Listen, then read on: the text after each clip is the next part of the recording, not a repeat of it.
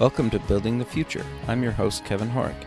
You can check out new episodes of the show every Tuesday and Thursday at 2 p.m. If you missed an episode or want to get more information about the show, please visit buildingthefutureshow.com.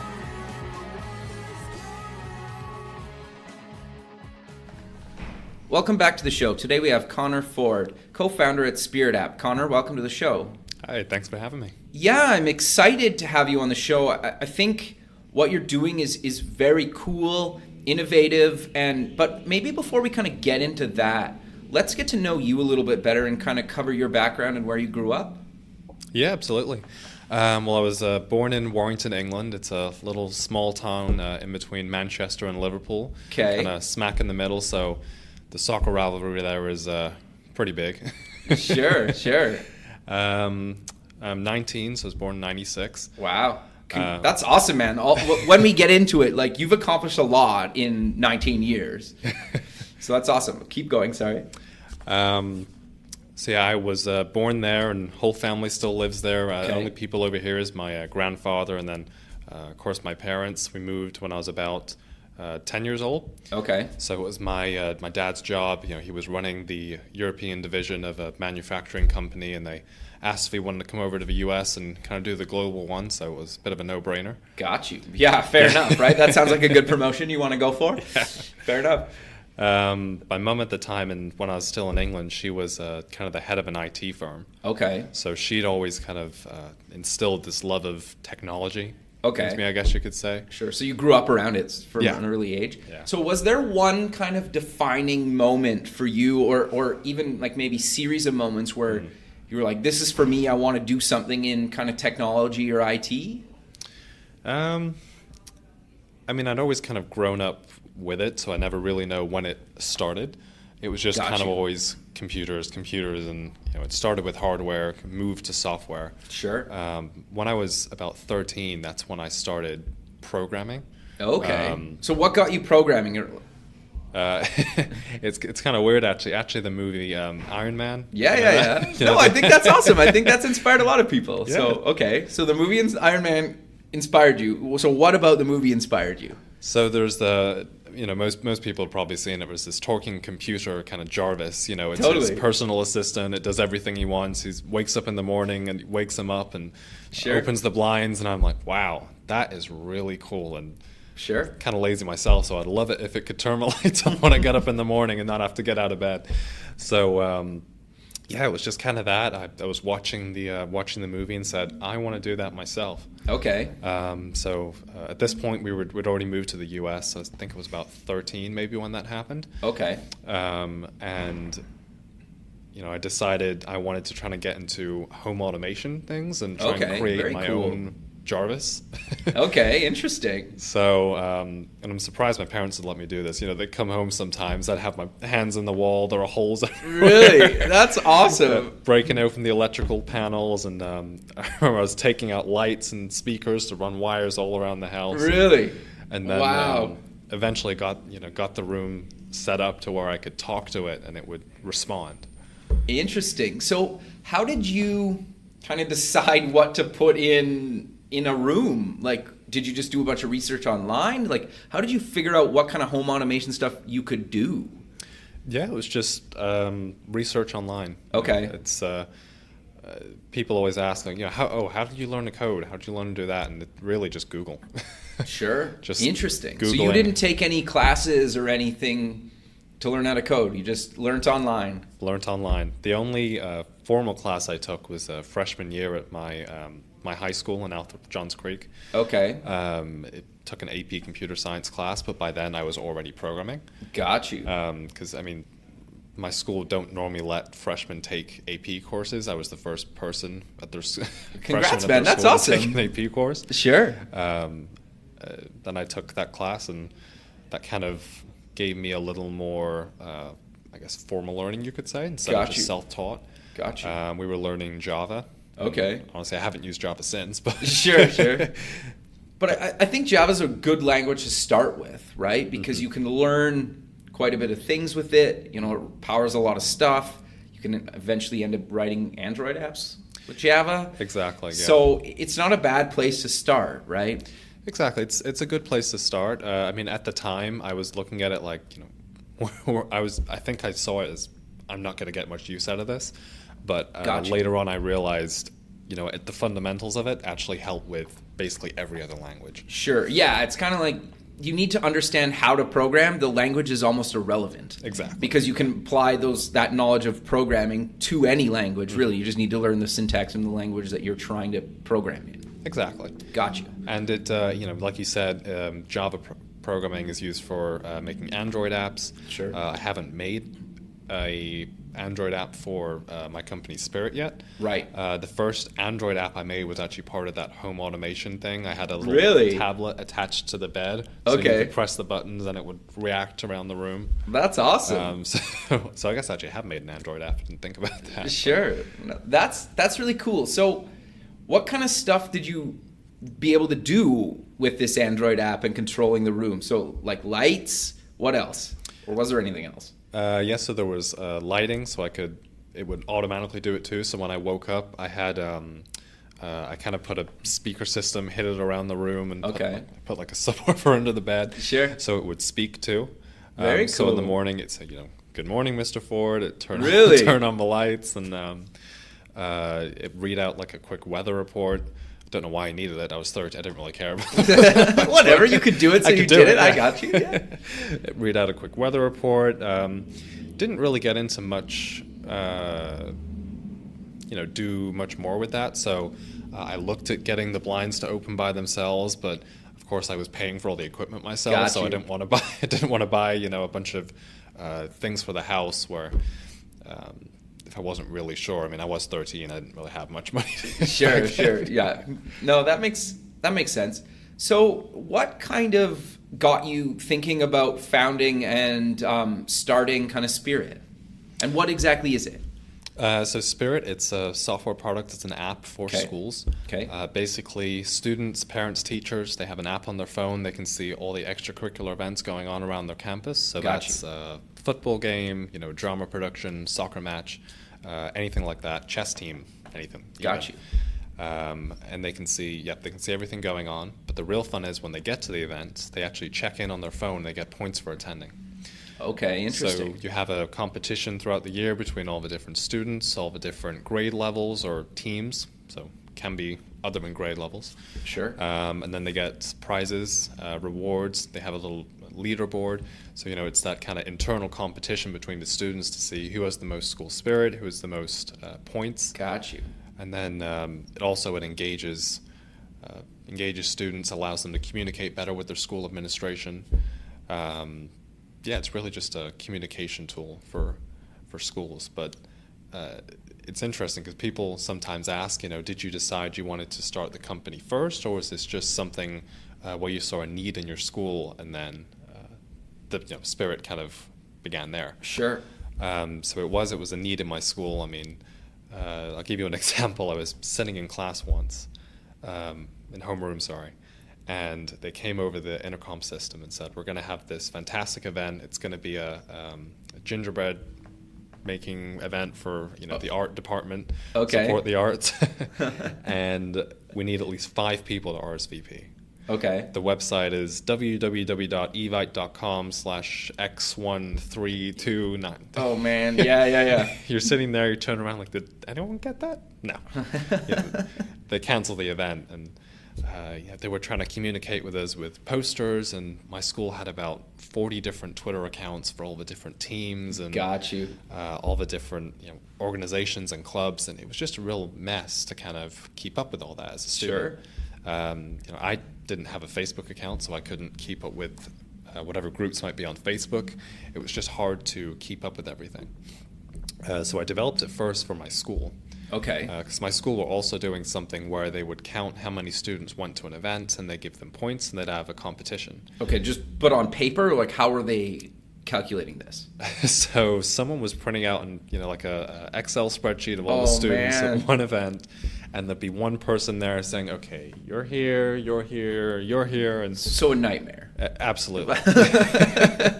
I mean, someone would have to go through and manually, write who was there. Someone would have to then tally that up at the end of every single event, and it was done. And then enter it somewhere? Exactly. Oh, like man. a spreadsheet. And it was done by students too. So, it was kind of, I'll just say Hughes here because I want my grade to get the points for that. Sure. Because they were offering some pretty good prizes. Okay, so what kind of prizes, out of curiosity? Let's see, they were offering, one year they did they took the winning grade to the North Georgia mountains to a retreat. Wow.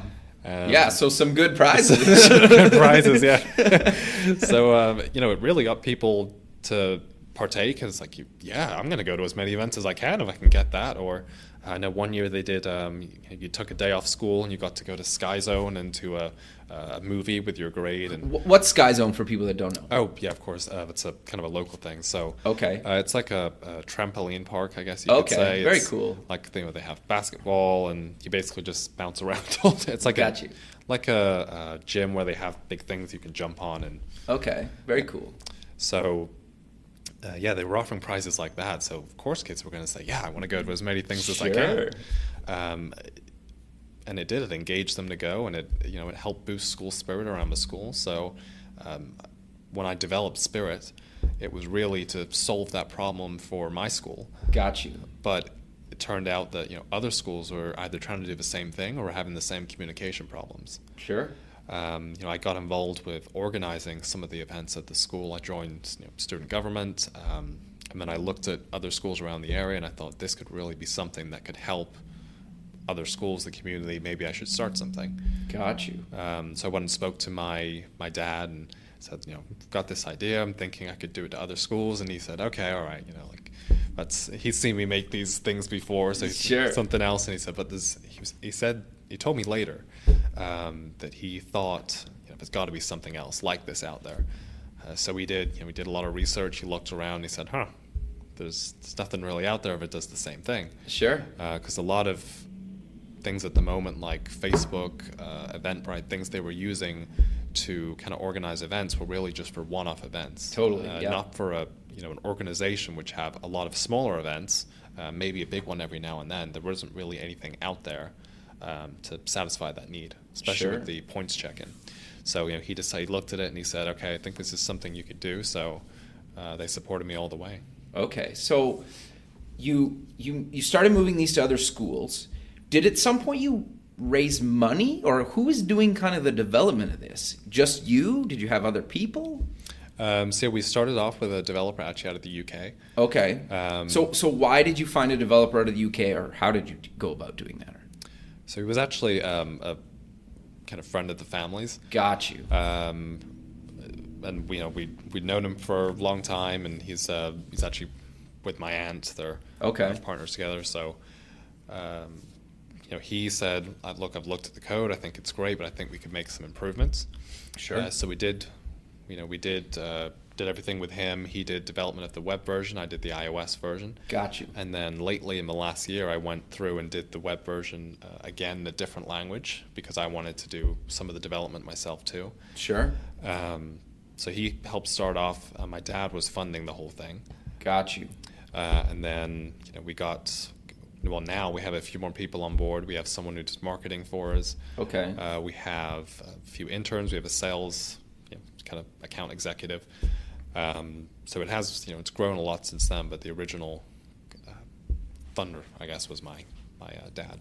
Very cool. So, are you looking at going outside of kind of the school kind of market, because this could really apply to pretty much any organization? Mm-hmm.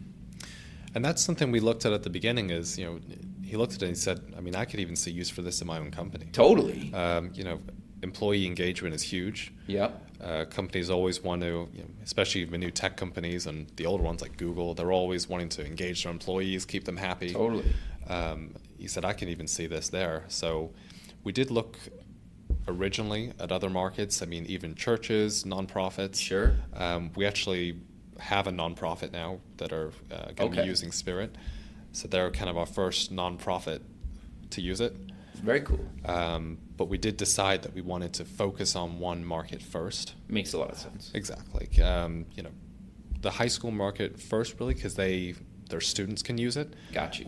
Some elementary schools actually did approach us wanting their parents to use it. Because they say, especially in the private school market, parent engagement is huge too. You want the parents to be happy. You want them to be involved. Yeah, fair enough. And sometimes in these smaller schools, we've heard parents complain saying, it's always the same 5 parents doing everything at the school and they get all the credit, but I'm there at every single game, every single event cheering on. Interesting. I never thought of that angle, but it does make a lot of sense, right? And then the other thing too is then the parents can see all the events that are going on, because I know if they're giving kids like little pieces of paper, that piece of paper may or may not make it home, never mind into the parent's hand, right? There's a 99% chance it's going to stay in the bottom of the backpack until the end of the year when they clear it out. No, totally. That makes a lot of sense. So I'm kind of curious to know, where do you kind of see this thing going? Like what kind of new features are you guys kind of planning for, the rest of the year? So currently at the moment, we've got a pretty great product. It has the check-ins, can track points. Got you. The event management, we can promote events, communication tools, so sending notifications to students, that's all in at the moment. Okay. For the future, we want to put in event ticketing. Okay. So it makes sense, if a student or parent or whoever is looking at the event, they've RSVP'd, they said, yes, I'm going, it makes sense to let them buy the ticket right then and there. Yeah. And it'll really make it easier for schools because, I'll give you another example from my own personal experience. Sure. Drama teachers putting on a play at my school. Got you. The process was you'd email the teacher, say you wanted tickets.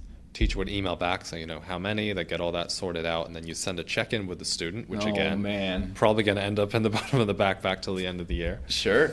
And then they'd send the tickets back, or you pick them up at will call. And if you're doing that at a large school, that can be a lot of trouble.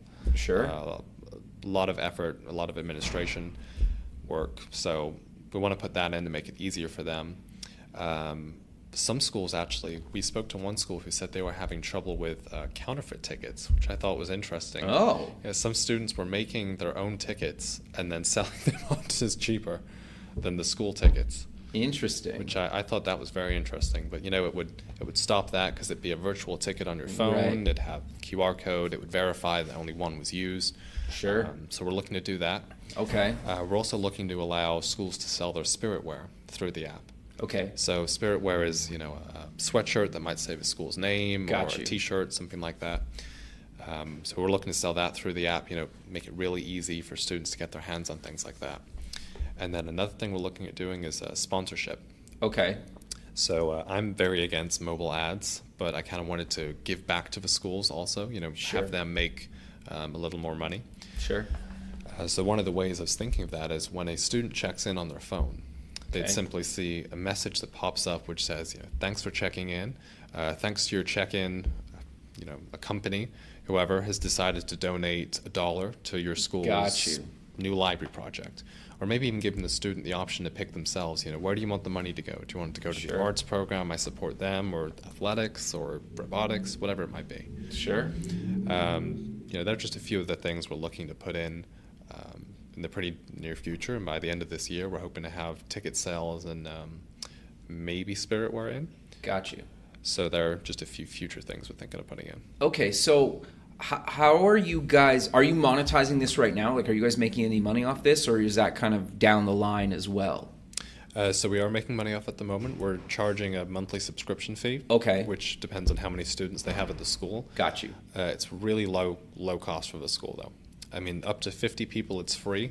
So if they want to use just the calendar tools, they can do that themselves for free. Got you. And then up to 1,000 users, so students or parents, that's $95 a month. Okay, so it's pretty inexpensive, especially if, like, once you start adding all this kind of promotional stuff where you're giving money back into the school too, right? Exactly. It's really, I wanted to make it a no-brainer for the schools.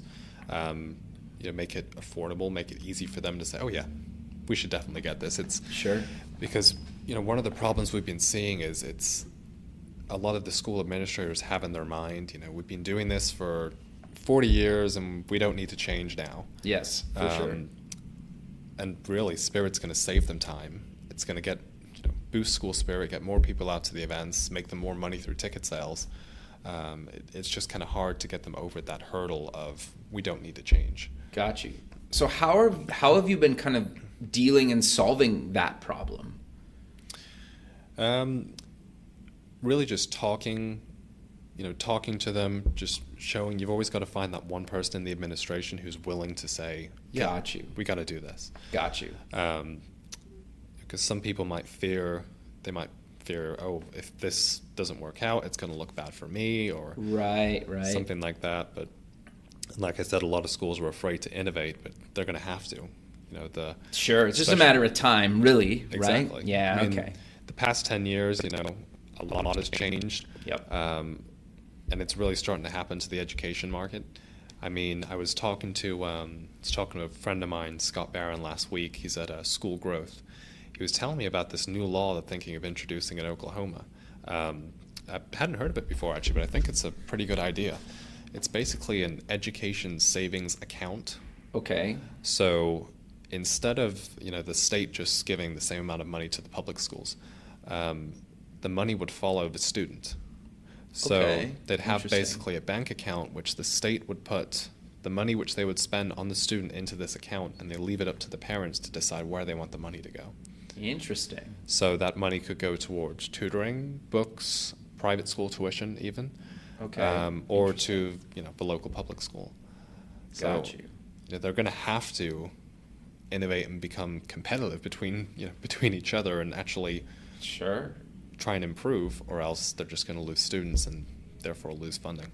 Got you. No, that's very cool. I think that makes a lot of sense. So let's maybe transition a little bit. So you're a board member at 19. So what board are you on? What do you guys do? I'm fascinated by this whole thing. So I'm a board member on the Greater Alpharetta Tech Network. We're basically a group of tech executive startups who run this organization. We put on a lot of events in the Alpharetta area. Okay. We work with the city and the Alpharetta Technology Commission, which is a group of, well, again, it's kind of the economic development arm of the city. Sure. We're really just all about boosting technology in the Alpharetta area. So Alpharetta is a city just north of Atlanta, about maybe 20 miles, 30-minute drive. Okay. Sometimes. Yeah, depending on traffic. Sure. Yeah, no, trust me, Atlanta traffic is the worst. But we're all about just boosting tech in the area. I mean, Alpharetta was just named by NerdWallet the #1 place to start a small business. Really? In the whole country. So why? Why was that? Really, it's a lot of the things the city are doing. They're really trying to promote tech. We have a great workforce in the area. Okay. We already have a pretty good number of tech companies. We have 800 tech companies in the area. Wow, that's a lot. Yeah, we've got big names. We've got Verizon's there, AT&T are there, Microsoft are there, and then also the smaller companies too. Sure. There are a lot of initiatives going on just to boost entrepreneurship in the area. The whole city's wired up with fiber. Okay. So, the city there really wanted to make it the technology city of the South. Got you. And that's what they've said. That's kind of their new slogan is Alpharetta, Technology City of the South. Got you. Okay. There are a lot of new buildings that are going. So the Alpharetta Technology Commission, which is kind of that part of the economic development of the city, they have their new innovation center. Okay. There's things like Avalon, which is it's kind of a live, work, play area. Sure. They're going to be building a huge conference center there. I can't remember how big, but I think it's somewhere like 600,000 square feet. Oh, wow. Insane, just this massive thing. Yeah. They're going to put a nice hotel next to it. So they're really, really trying to boost tech in the area. Gotcha. But the Greater Alpharetta Tech Network, we're just about, connecting people, bringing people together, creating opportunities for businesses. So a lot of the opportunities I've had have actually come from that network. Okay, very cool. So that's how you got involved, or how did you originally kind of get involved with them? So there's a friend of mine, Matt McKee. Okay. We actually go to North Point Community Church together. We volunteer on a Sunday, and I kind of had no idea that he was this big tech player and investor. I mean, and you met him at church, just hanging out. That's awesome. Just hanging out in the back. We just finished our it's kind of our group production. Sure.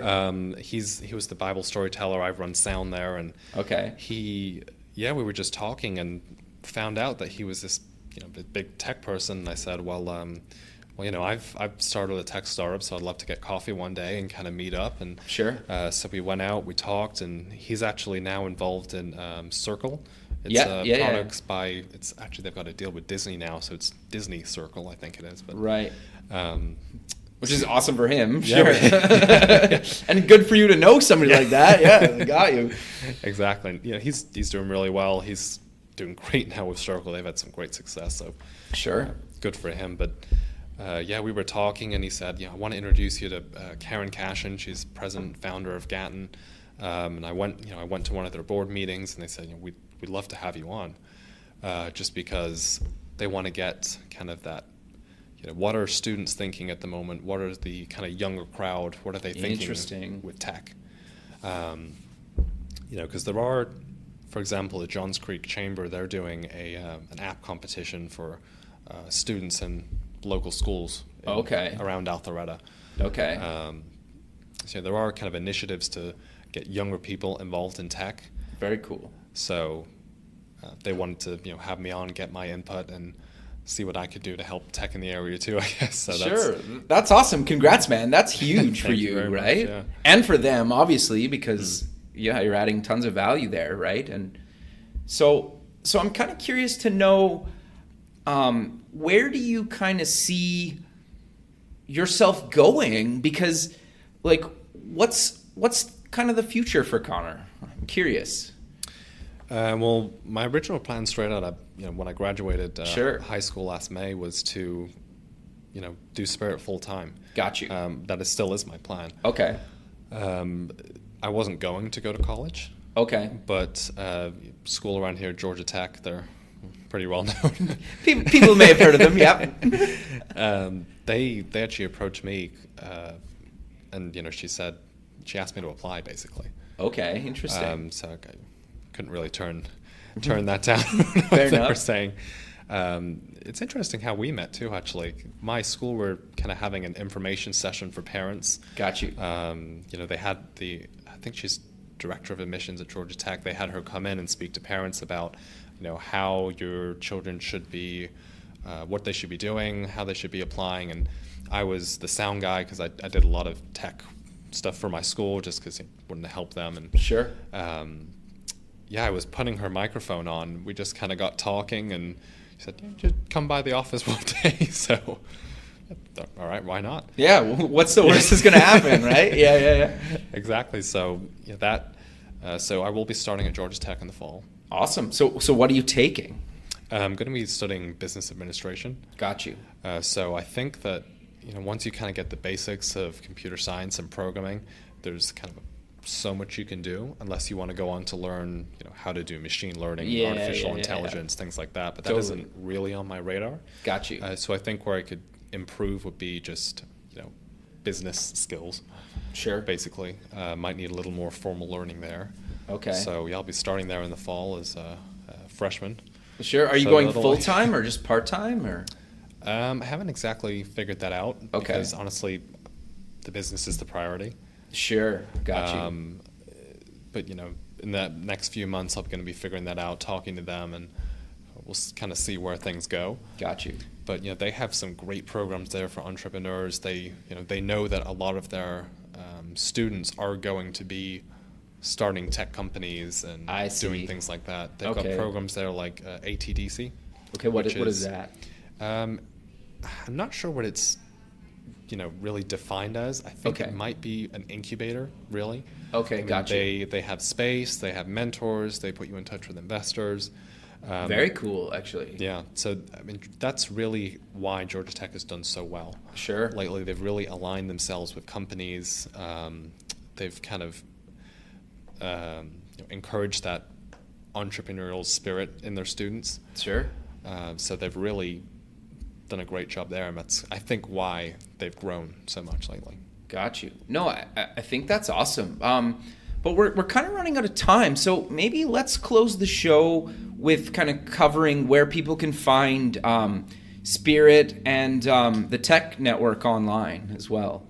Yeah, absolutely. So if you want to check out Spirit, the website is spiritapp.co. Okay. If you're a school administrator, trust me, you'll love it. Awesome. If you're a student, you will too. And then for the Greater Alpharetta Tech Network, the website's GATN, that's GATN, connect.org. And if you want to get involved with tech in the Alpharetta area, you want to support the area, or even if you're not in Alpharetta, you just want to know what's going on, it's a great place there. They have news, blogs, they've got events going on, so it's a great area for Alpharetta resources.